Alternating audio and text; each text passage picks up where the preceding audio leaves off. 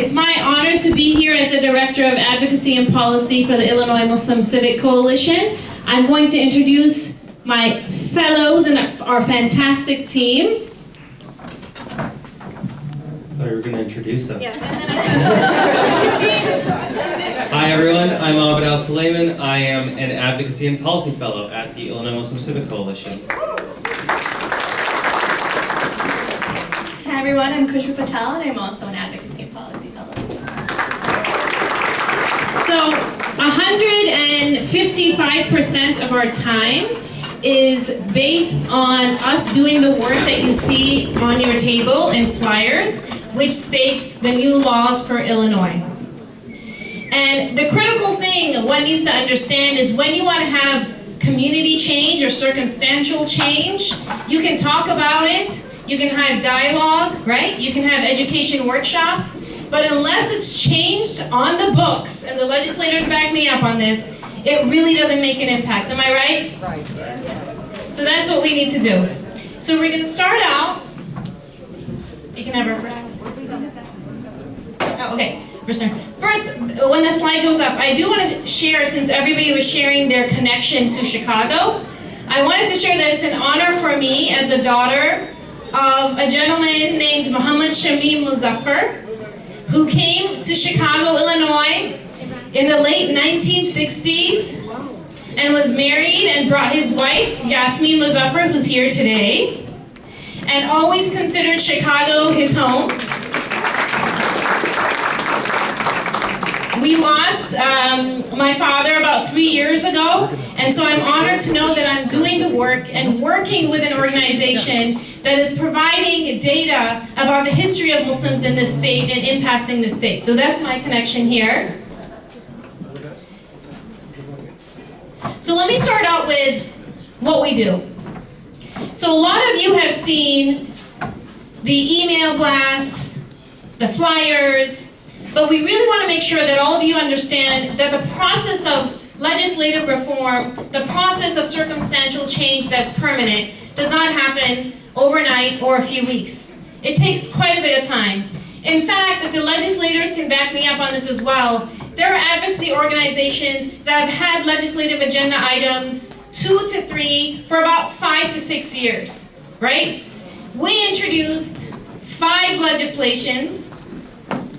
4 of them passed, 1 is a resolution, 3 of them went into law, and 1, inshallah, God willing, will be moving to a constitutional amendment. And the reason why we do it is, why not? Why not, right? So let me explain the process to you very quickly. First, we build a legislative agenda.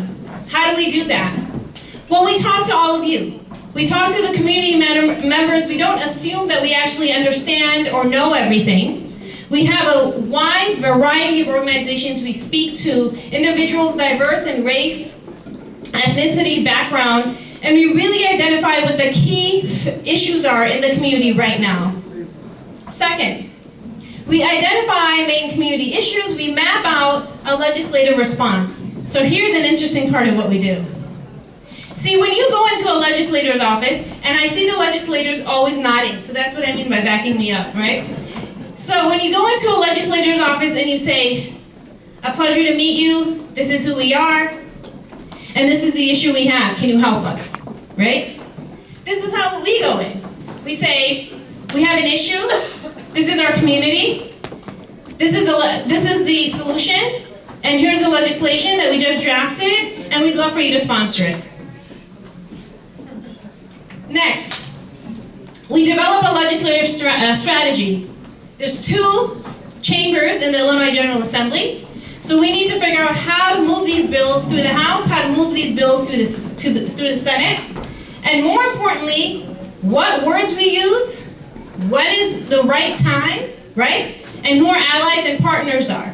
Talking points are critical for exchanging thoughts on very powerful issues, because I will tell you, the more powerful impact you have, the more opposition you'll have. So you got to make sure that if you want to make impact, you're thinking about all those things. Find key community partners and allies. We are very blessed that we have over 50 partners at the Illinois Muslim Civic Coalition that we work with. Find legislative sponsors, of course, champions that believe in our mission. And then we follow the legislative process, and guess what? We create law. And that's how it's done, folks, right? And one thing to understand and be very, very clear on is the reason why we lay this out for you is for you to understand that this is not complex. What it does require for sure is commitment and conviction. Once you have those, you get to the finish line. Next slide. How did we do it? Really quick. We didn't ask for permission, right? We didn't ask for permission. We came as partners to the process. We believed circumstances needed to change, and we don't deny that. We knew legislators respond to numbers and expertise. We had both. We assumed no ill intent on any legislator we met. This is so critical. This is so critical because when you move into these spaces and you work with individuals that have been categorized or described by different narratives and different political ideologies, you can assume a lot of things about them. We never assume ill intent. We start from where we are now and we move forward. We built diverse coalitions and we created a grassroots arm, Illinois Mobilize, a Muslim grassroots organizing community that never existed. Yeah, so this is something huge, right? We know that our legislation has community support. You, as the community, of course, know it has support.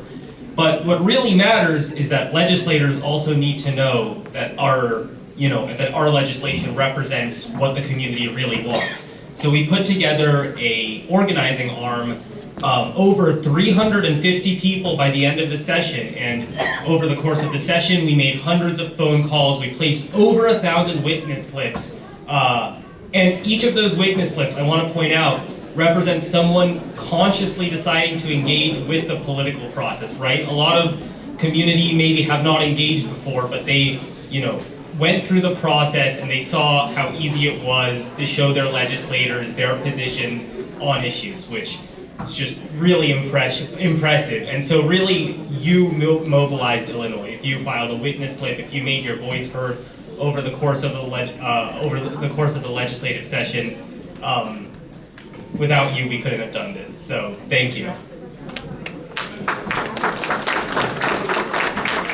So what did we do? Well, Inclusive Attire Act, passed and signed. It allows student athletes in Illinois to now modify their school uniforms for either modesty, religious purposes, or anything that they prefer. We also passed and signed the Contributions of History of Muslims in America bill. So now we developed a curriculum with the help of Dr. Rachel Mahmood, which allows us to create a diverse task force and allows for students in school to learn about the history of American Muslims. And then on your tables, you also have the Contribution of History Muslims, which is the crucial work of this task force that is going to be at every single school. Then we passed and signed the Cross-Cultural Mediation Bill, which allows for students who are bullied for any ethnicity, religion, etc. can seek some sort of recourse in the way that is not just preventing bullying, but is also teaching that what is done is wrong and how to prevent it. Next, we resolved in both houses the Muhammad Ali Day resolution, which recognizes the American champ for his heroism. Thank you. And one thing I want to add is that the Muslim Contributions Bill also made Muhammad Ali Day a commemorative holiday every year. So you don't get a day off, but you have a day to remember his values and his visionary movements. One thing I want to say is as we just finished the laws that have been passed, there are two values that we work under when we do our legislative work. One is that it has to result in mercy for somebody. In some way, it has to impact them that way because that's a cornerstone of our faith. Secondly, it has to be applicable to everybody, right? So even the Contributions Bill that teaches Muslims in U.S. history, it actually opens the door for all faith groups. It's actually listed in the language, and we actually listed many faith groups that can also teach about their communities as well. Unveiling 2022 legislative agenda. So one thing that I said at the first brunch is I said, I want everybody in Springfield to know and use this phrase when they see us, the Muslims are coming. All right? What does that mean? It means that people are coming that will not tolerate injustice. People are coming that are proud and will not cower. And people are coming that will take on the responsibility of people that have been neglected and issues and visions that people have not seen. We are reimagining reality. So Muslims are coming again in 2022. So let me tell you a list of the legislations that we will be introducing. Number 1, the conditions of homeless shelters. The lead sponsor is Representative Edgar Gonzalez. And what that will be is looking into the reality of individuals who are homeless, what they actually face.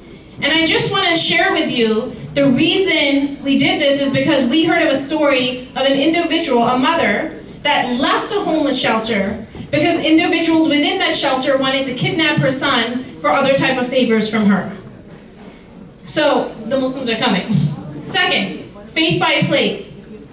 Halal foods in on-state facilities. Yes, Ifanga's here.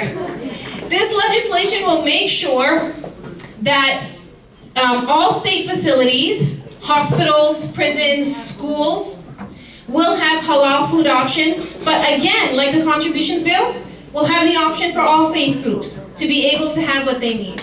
Yay. Third, Commission on Healthcare in Illinois Prisons. I want to say that the value that we are really pushing in this session are people that have been forgotten. People that people believe don't need a second chance.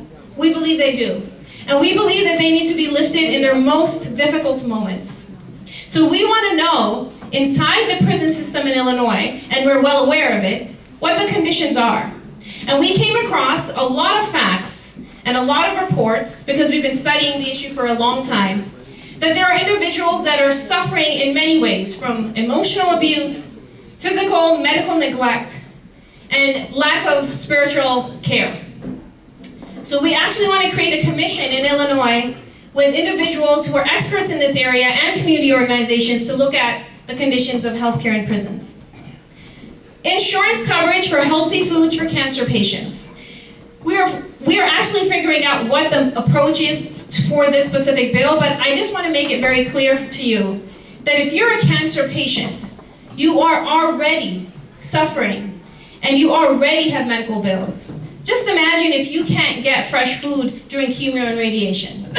So we want to make sure that insurance companies are either encouraged or there's a help from Medicaid that covers fresh food. And are there any physicians in the room here?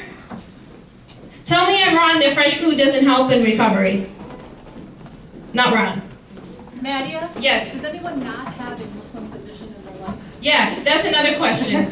That's another question. Definitely physicians in our community. Lots of physicians. And I want to say thank you to Laura for pointing this out. This is how we work with our partners and allies and with legislators. We actually have 3 medical organizations: Islamic Medical Association of North America, Chicago Muslim Medical Association, and American Muslim Health Professionals that are partnering with us to provide expert testimony and really argue the fact that people need fresh food. And the last one is Faith Behind Bars. Access to chaplaincy services. When you are alone and you need a second chance, you want to rebuild your life, we found research and data where Muslim inmates were not allowed to have imams come and visit them. We believe that access to pastoral spiritual care is a necessity for their growth, but not only that, just like every other bill, every faith group should have that access. And that's our 2022 legislative agenda.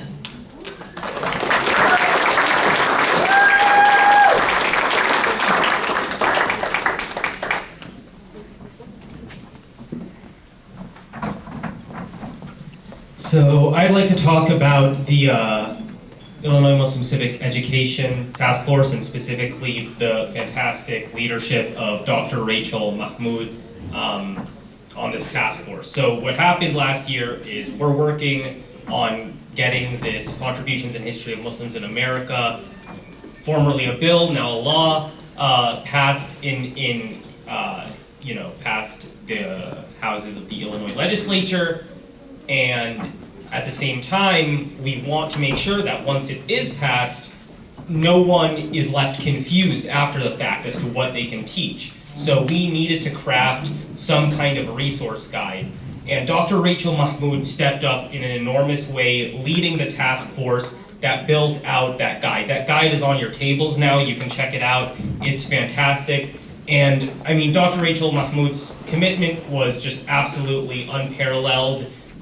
She is an educator, she is an equity ambassador, she was perfect for the role, but really, more than anything, this is going to be a theme of everything we talk about, but follow through is what was needed, and she followed through on school nights, on work nights, on whatever. She was always there, making sure everyone knew what they should be doing, and we, alhamdulillah, got it done. So, yeah, if you'd like to come introduce the members of the task. Round of applause, please.